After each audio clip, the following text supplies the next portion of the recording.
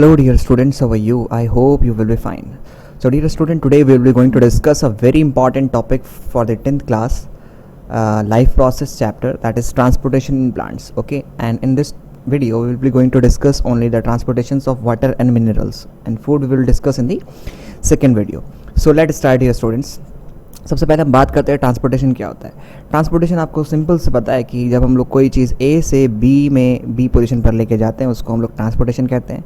ये ट्रांसपोर्टेशन हमारी day to day life में तो इम्पॉर्टेंट होता ही, बट अगर हम बात करते हैं डियर स्टूडेंट्स, ये एक इम्पॉर्टेंट लाइफ प्रोसेस भी है। यानी कि हर लिविंग ऑर्गेनिज्म को ट्रांसपोर्टेशन करना ही होगा अगर वो ज़िंदा है तो। यानी ये पहचान भी है किसी ज़िंदा चीज़ की कि अगर वो ज़िंदा है तो उसके अंदर ट्रांसपोर्टेशन होगा ही होगा। ठीक है, तो डियर स्टूडेंट्स ट्रांसपोर्टेशन क्यों ज़रूरी है? ट्रांसपोर्टेशन इसलिए ज़रूरी है भाई कि अगर हमारा कोई सब्सटेंस है वो एक जगह बना हुआ है, सपोज़ करो लीफ के अंदर क्या है, फूड सिंथेसाइज हो रहा है। ठीक है, अब दूसरी जगह तो फूड नहीं बन रहा, तो भाई इसका एक जगह से दूसरी जगह जाना ज़रूरी है ना। तो बस यही वजह है कि ट्रांसपोर्टेशन बहुत ज़रूरी है। अगर आपने खाना खाया, खाना खाने के बाद वो डाइजेस्ट हो गया डियर स्टूडेंट्स आपके स्टमक में, ठीक है, तो उसका डाइजेस्टेड फूड को एक जगह से दूसरी जगह पहुंचाना, जहाँ पर फूड डाइजेस्ट नहीं हुआ है वो पहुंचाना बहुत ज़रूरी है। तो दिस इज सिंपल, ट्रांसपोर्टेशन इसलिए ज़रूरी है। अब ट्रांसपोर्टेशन एक इंपॉर्टेंट लाइफ प्रोसेस है, ये हर एक जिंदा चीज़ के अंदर होता है, चाहे वो सिंगल सेल ऑर्गेनिज्म ही क्यों ना हो डियर स्टूडेंट्स, उसके अंदर भी ट्रांसपोर्टेशन होता है। एंडोप्लाज्मिक रेटिकुलम ये बहुत इंपॉर्टेंट, बहुत अच्छे से इसका रोल निभाते हैं ट्रांसपोर्टेशन का एक सिंगल सेल के अंदर। रही बात ह्यूमन बींग्स की, तो आप इससे बहुत ज़्यादा फैमिलियर है कि हार्ट के अंदर हार्ट जो है वो बहुत ज़्यादा इंपॉर्टेंट और वाइटल ऑर्गन है हमारी बॉडी के अंदर, जो कि ट्रांसपोर्टेशन को सपोर्ट करता है या ट्रांसपोर्टेशन इसकी वजह से होता है। ठीक है, इसी तरह से डियर स्टूडेंट्स हम बात करते हैं कि वैस्कुलर बंडल्स की, यानी जाइलम और फ्लाइम टिश्यू की, जाइलम एंड फ्लाइम टिश्यू की, जो कि डियर स्टूडेंट्स बहुत इंपॉर्टेंट रोल प्ले करते हैं वाटर और मिनरल कंडक्शन करने में और फूड का कंडक्शन करने में प्लांट्स में। तो चलिए किस तरह से ट्रांसपोर्टेशन होता है वाटर और मिनरल्स का प्लांट्स में, उसको हम लोग देखते हैं, डिस्कस करते हैं। ओके, तो सबसे पहले डियर स्टूडेंट्स अगर हम बात करते हैं पानी यानी वाटर और मिनरल्स जो है वो हम लोग जाहिर सी बात है प्लांट को रूट्स में यानी मिट्टी में डालते हैं। ठीक है, जहाँ पर रूट्स होती हैं, और रूट से बाहर जो है बारीक सेल्स, बारीक हेयर्स आए हुए होते हैं जिसको हम लोग एपिडर्मल सेल्स, जो एपिडर्मल सेल्स होते हैं जिसको हम लोग रूट हेयर्स बोलते हैं। तो ये जो रूट से बाहर हेयर्स आए हुए होते हैं इनको हम लोग रूट हेयर्स बोलते हैं। ओके, तो डियर स्टूडेंट्स ये पूरी एक रूट है जो कि मैंने जूम करके बनाई है यहाँ पर। ठीक है, और यहाँ पर ये रूट हेयर है, this is the root hair. Okay, so root hair is this portion and this one is root. Okay, so कैसे यहाँ पर जब हम लोग रूट हेयर जो है वो मिट्टी में कांटेक्ट में होता है, बहुत ही बारीक सेल्स होते हैं, और यहाँ पर पानी का कॉन्सेंट्रेशन और मिनरल का कॉन्सेंट्रेशन बहुत ज़्यादा होता है। यानी मिट्टी में पानी और मिनरल बहुत ज़्यादा होते हैं, और एज़ कंपैरिजन टू ये वाटर और मिनरल का कॉन्सेंट्रेशन जो है रूट्स के अंदर बहुत कम होता है। यानी कि रूट्स में वाटर और मिनरल कम होते हैं, या रूट हेयर में वाटर और मिनरल कम होते हैं। तो एक जगह ज़्यादा है दूसरी जगह कम है, तो हम बोलेंगे due to concentration difference. Concentration difference की वजह से डियर स्टूडेंट, कॉन्सेंट्रेशन डिफरेंस की वजह से अपने आप पानी जो है सिंपल डिफ्यूजन के थ्रू मिट्टी से, यानी कि वाटर मिनरल्स जो है वो अपने आप चले जाते हैं रूट हेयर्स में। ठीक है, अब रूट हेयर से ये रूट में कैसे जाएंगे, या रूट के जाइलम और फ्लाइम टिश्यू यानी कि वैस्कुलर बंडल में कैसे जाते हैं। सो डियर स्टूडेंट्स यहाँ पर दो तरह की फोर्सेस होती हैं। एक होती है कोहेसिव फोर्स, जो वाटर का एक मॉलिक्यूल दूसरे वाटर मॉलिक्यूल के ऊपर लगाता है, यानी कि सिमिलर पार्टिकल्स के बीच में जो फोर्स ऑफ अट्रैक्शन होती है उसको हम लोग बोलते हैं कोहेसिव फोर्स। ओके, एक होती है हमारे पास एडहेसिव फोर्स। एडहेसिव फोर्स किस में होती है, जो वाटर का ये वाटर मॉलिक्यूल है, ओके, एक वाटर मॉलिक्यूल में और दूसरा प्लांट टिश्यू में।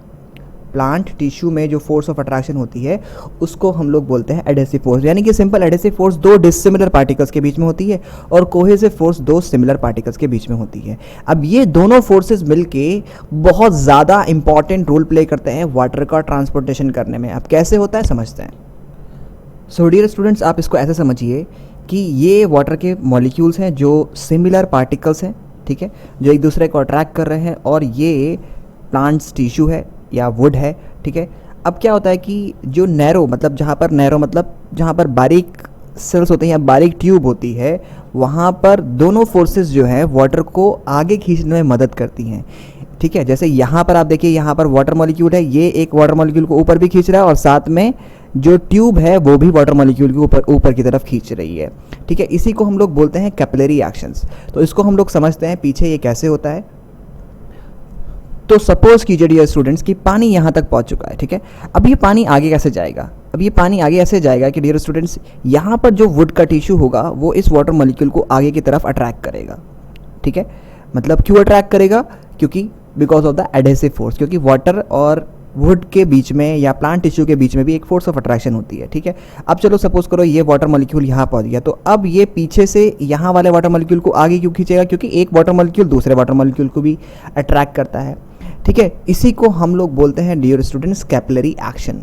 और आपने ये देखा भी होगा, आपने ये एक्सपेरिमेंट करके भी देखा होगा कि अगर हम लोग सपोज एक बकेट लेते हैं, okay, let suppose we took a bucket, okay, और इस बकेट के अंदर हमने सपोज करो डियर स्टूडेंट्स वाटर से इसको हम लोगों ने फिल कर लिया है, ओके, और फिल करने के बाद हम लोगों ने इसके अंदर एक ट्यूब या पाइप डाला है, ओके, और हम लोगों ने इसको ऐसे एक एंड से इसके सक किया है, इसको सक कर लिया यहाँ से, तो वाटर इसके अंदर यहाँ से हम लोगों ने सक किया तो वाटर इसमें कंटिन्यूसली आना शुरू कर देगा। ये वाटर मॉलिक्यूल जब तक आते रहेंगे जब तक कि यहाँ तक, यानी कि वाटर पूरा इसमें से ख़त्म ना हो जाए, यानी कि ये वाला एंड पानी का इस वाले एंड से नीचे रहना चाहिए, तो ये पूरा पानी ख़त्म हो जाएगा इसमें से, और बिना किसी पंप के ये पानी ऊपर जाएगा और ऊपर से ये नीचे आना शुरू हो जाएगा। तो ये क्यों जा रहा है डियर स्टूडेंट्स? क्यों अपलिफ्ट कर रहा है? क्योंकि वाटर का एक पार्टिकल दूसरे पार्टिकल्स को खींच रहा है। सो यहाँ वाला पार्टिकल जब नीचे जाता है तो ये अपने पीछे वाले को खींचता है, ये नहीं इसकी जगह पे आएगा तो ये अपने पीछे वाले को खींचेगा, और ये प्रोसेस कंटिन्यू रहता है, और इस तरह से पूरा वाटर जो है वो लिफ्ट करता है, ठीक है। सो डियर स्टूडेंट्स, यहाँ पर भी बस वही कहानी है कि वाटर जो है वो इस तरह से पहुँच जाता है कहाँ तक? रूट के, यहाँ पर जो रूट है उसके जाइलम टिश्यू तक, ठीक है। अब जाइलम टिश्यू तक ये पानी पहुँच चुका है। अब क्या होगा डियर स्टूडेंट? जब जाइलम टिश्यू में ये पानी पहुँच जाता है यहाँ पर, तो अब यहाँ सर ये जाइलम टिश्यू क्या करने लग जाएगा? इट स्टार्ट स्वेलिंग, ये फूलना शुरू कर देता है डियर स्टूडेंट्स। अब ये फूलना शुरू कर देगा तो क्या होगा? जब यहाँ पर बहुत ज़्यादा अमाउंट ऑफ वाटर प्रेजेंट हो जाएगा तो ये स्वेल करना शुरू कर देगा, तो ये अपने एडजेसेंट टिश्यू यानी कि अपने सामने वाले टिश्यू पर पानी को भेजना शुरू कर देगा, ठीक है। अब ये स्वेल करेगा तो फिर ये अपने एडजेसेंट टिश्यू यानी अपने से आगे वाले टिश्यू पर ये पानी को भेजना शुरू कर देगा, और ये प्रोसेस कंटिन्यू रहता है, ठीक है। इस तरह से पानी जो है ऊपर तक लिफ्ट कर जाता है, और इसी को हम लोग बोलते हैं डियर स्टूडेंट रूट प्रेशर बोलते हैं इसी को हम। दूसरा इसमें एक इंपॉर्टेंट खास बात डियर स्टूडेंट्स, वैस्कुलर बंडल के जो जाइलम टिश्यू है उसकी भी खास बात ये होती है कि वो वन वे कंडक्टिंग होता है और उसके अंदर वेल प्रेजेंट होते हैं। वेल प्रेजेंट होने से क्या होता है कि एक बार पानी ऊपर लिफ्ट हो गया तो वो ऊपर चला जाएगा, फिर वो वापस नहीं, वो बैकवर्ड नहीं आ सकता, ठीक है, वो बैकवर्ड नहीं आ सकता। सपोज करो पानी बहुत ज़्यादा ऊंचाई पे पहुंच चुका है, ठीक है, तो पानी अगर बहुत ज़्यादा ऊंचाई पहुंच गया तो वो ग्रेविटी की वजह से यानी कि वापस भी आने की फोर्स लगाएगा, लेकिन वेल्व उसको क्या करते हैं? प्रिवेंट करते हैं। वेल्व उस ग्रेविटेशनल फोर्स को, जो पानी ऊपर जा चुका है वो वापस नीचे को बैक प्रेशर क्रिएट करेगा, उस प्रेशर को ख़त्म कर देते हैं, और एक बार जो पानी ऊपर लिफ्ट हो चुका है वो वापस से पीछे की तरफ फोर्स नहीं लगाता। ये बहुत इंपॉर्टेंट, ये जो वॉल्व्स हैं ये बहुत इंपॉर्टेंट रोल प्ले करते हैं जाइलम टिश्यू में पानी को ऊपर पहुंचाने में, या प्लांट्स में पानी को ऊपर पहुंचाने में बहुत इंपॉर्टेंट रोल प्ले करते हैं, ठीक है। दूसरा, इसके साथ साथ डियर स्टूडेंट्स, ये जो रूट प्रेशर थ्योरी है इसके साथ साथ एक और वाइडली एक्सेप्टेड थ्योरी है हमारे पास जिसको हम लोग बोलते हैं ट्रांसपिरेशनल पुल थ्योरी, ओके। उसके अंदर क्या होता है डियर स्टूडेंट्स कि जो एरियल वाटर, मतलब कि जो लीव्स होती हैं यानी जो एरियल पार्ट होता है प्लांट का, उससे कॉन्टीन्यूसली जो है वाटर लॉस होता रहता है। यहाँ पर लीव्स में बहुत ज़्यादा अमाउंट में स्मॉल पोर्स प्रेजेंट होते हैं जिसको हम लोग क्या बोलते हैं dear students? We called it stomata. अब ये जो स्टोमाटा होते हैं इनसे कंटिन्यूसली पानी बाहर आता रहता है। जितना पानी प्लांट एब्जॉर्ब करता है उसका 95% वाटर जो है वो किस में चला जाता है? एयर में चला जाता है। इसीलिए आपने देखा होगा कि जहाँ पर जंगल होते हैं यानी फॉरेस्ट होते हैं वहाँ पर बहुत ज़्यादा बारिश होती है और वहाँ पर बहुत ज़्यादा मॉइस्चर होती है। इसीलिए होती है डियर स्टूडेंट्स क्योंकि प्लांट पानी एब्जॉर्ब करते हैं और वो उसको एटमॉस्फेयर में छोड़ देते हैं। बस 5% ही पानी जो है वो प्लांट फोटोसिंथेसिस के पर्पस पे या अपने दूसरे कामों के लिए यूज़ करता है, बाकी 95% वो पानी हवा भेज देता है। अब ये जो वाटर जा रहा है, लीव्स के अंदर पानी है, अब ये जो वाटर जा रहा है ये वाटर यहाँ पर चला गया एयर में, तो यहाँ पर क्या हो जाएगा? वाटर की एक डेफिशिएंसी यानी एक खाली जगह क्रिएट हो जाएगी। अब खाली जगह का मतलब ये नहीं कि यहाँ पर कुछ भी नहीं होगा, यहाँ पर इस जगह को फिल करने के लिए दोबारा से यहाँ पर लीव्स जो है डिमांड करने लग जाएगी पानी पीछे के पोर्शन से, यानी कि अपने पीछे वाले पोर्शन से, यानी कि यहाँ पर एक डेफिशिएंसी क्रिएट हो जाती है जिसको हम लोग क्या बोलते हैं, वाटर डेफिशिएंसी क्रिएट हो जाएगी, जिसकी वजह से डियर स्टूडेंट यहाँ पर एक सक्शन प्रेशर क्रिएट हो जाता है। बिल्कुल इसी तरह से डियर स्टूडेंट, जैसे कि सपोज करो ये एक ग्लास है और इस ग्लास के अंदर आपने स्ट्रॉ डाला हुआ है और ये फिल है वाटर से या जूस वगैरह जो भी कुछ है इसके अंदर, ठीक है। अब क्या है कि ये जैसे ही आप यहाँ वाले पोर्शन से जूस को सक करते हैं तो यहाँ पर एक वैक्यूम या खाली जगह क्रिएट हो जाती है, जिसकी वजह से इसको फिल करने के लिए नीचे से जो जूस होता है वो ऊपर की तरफ लिफ्ट करता है, फिर यहाँ पे डिफिशिएंसी क्रिएट हो जाएगी तो फिर यहाँ वाला, इस तरह से ये प्रोसेस कंटिन्यू रहता है और आपके मुंह के अंदर जूस आता रहता है जब तक कि नीचे से हवा ना आ जाए या जूस पूरा ख़त्म ना हो जाए, ठीक है। तो ये प्रोसेस कंटिन्यू रहता है। इसी तरह से यहाँ पर भी डियर स्टूडेंट्स, जब यहाँ से पानी खत्म हो जाएगा तो लीफ यहाँ पर एक खाली जगह क्रिएट हो जाएगी, जिसकी वजह से उस जगह को भरने के लिए लीफ जो है एक सक्शन प्रेशर क्रिएट करती है। और प्लांट्स में तो पता ही है आपको कितनी ज़्यादा अमाउंट में लीव्स होती हैं जो बहुत ज़्यादा प्रेशर क्रिएट कर देती हैं। तो ये जो लीव्स होंगी ये अपने जो ट्विग्स यानी जो टहनियाँ होंगी उन पर एक प्रेशर को क्रिएट करती हैं। फिर वो प्रेशर डियर स्टूडेंट्स जो है कहाँ पर जाता है, ट्विग्स पर जाएगा, ट्विग्स से ब्रांचेस पर जाएगा, ब्रांचेस फाइनली कहाँ पर क्रिएट कर देती हैं, they create the pressure on the stem, ठीक है। और स्टेम तक तो पानी आ ही चुका था, या फिर स्टेम जो है डिमांड करने लग जाएगा पानी जब यहाँ पर एक प्रेशर क्रिएट हो जाए, क्योंकि सारी लीव्स जो है वो डायरेक्टली और इनडायरेक्टली स्टेम से कनेक्टेड होती हैं। तो इन पर जो सक्शन प्रेशर क्रिएट होगा, इस पर जो सक्शन प्रेशर क्रिएट होगा डियर स्टूडेंट्स, वो सक्शन प्रेशर हम बात करते हैं वो स्टेम तक पहुंच जाता है और उसकी वजह से पानी ऊपर की तरफ लिफ्ट होने लग जाता है। इसी थ्योरी को हम लोग बोलते हैं transpirational pull theory. So I hope you understood dear students. सो अभी हम लोग को इसको लिखना कैसे है वो हम लोग समझ लेते हैं। सबसे पहले हम लोग बात करेंगे कि ट्रांसपोर्टेशन जो है वो ट्रांसपोर्टेशन ऑफ वाटर। सबसे पहले हम बात करेंगे कि ट्रांसपोर्टेशन ऑफ वाटर वो होता है with the help of a specialized conducting tissue, जिसको हम लोग क्या बोलते हैं, जाइलम। जाइलम में 4 पार्ट होते हैं, लेकिन जो वाटर कंडक्शन में इंपॉर्टेंट रोल प्ले करते हैं वो वेसल्स एंड ट्रिकीड्स ही होते हैं, ठीक है। उसके बाद वाटर और मिनरल्स जो है वो एब्जॉर्ब कर लिया जाता है by root hair. Root hair जो बारीक वाले रूट से बाहर, यानी रूट से भी पतले बारीक सेल्स होते हैं या एपिडर्मल सेल्स होते हैं, वो जो है पानी को, मिनरल को एब्जॉर्ब कर लेते हैं due to concentration difference between the root hair and the soil. क्योंकि रूट में पानी और मिनरल कम है और बाहर मिट्टी में पानी और मिनरल ज़्यादा है, तो वहाँ पर कॉन्सेंट्रेशन डिफरेंस है डियर स्टूडेंट्स, और उस कॉन्सेंट्रेशन डिफरेंस की वजह से पानी जो है अपने आप मिट्टी से यानी कि सॉइल से अपने आप रूट हेयर में आ जाता है। तो ये मैंने आपको पीछे एक्सप्लेन कर दिया है, ओके।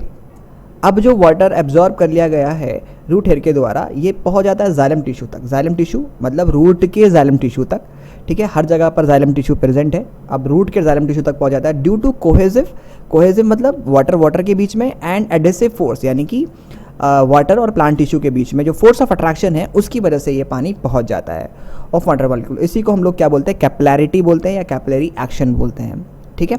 उसके बाद dear students, when water reaches to the xylem tissue, जब वाटर पहुंच गया कहाँ पर, जाइलम टिश्यू में, तो जाइलम टिश्यू क्या करने लग जाएंगे, क्योंकि इसके अंदर बहुत ज़्यादा पानी पहुंच गया तो ये स्वेल कर जाएगा, फूल जाएगा। तो अब क्या होगा, ये प्रेशर क्रिएट करेगा अपने एडजेसेंट टिश्यू पर और पानी जो है अपने आगे वाले टिश्यू को भेज देता है। तो water reaches to the xylem tissue, the tissue swell which create a pressure, जो एक प्रेशर क्रिएट करता है on the adjacent tissue. Adjacent tissue मतलब अपने सामने वाले टिश्यू पर, और thus the water is transported to the next xylem tissue, और इस तरह से वाटर जो है वो नेक्स्ट यानी अपने आगे वाले जाइलम टिश्यू पर पहुंच जाता है, ठीक है।